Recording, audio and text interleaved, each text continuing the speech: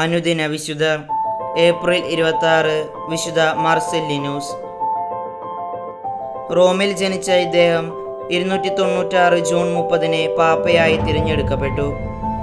ഇദ്ദേഹത്തിൻ്റെ കാലത്താണ് ഡയോക്ലിഷ്യൻ ചക്രവർത്തിയുടെ മതപീഡനം മൂർധനാവസ്ഥയിലെത്തിയത്.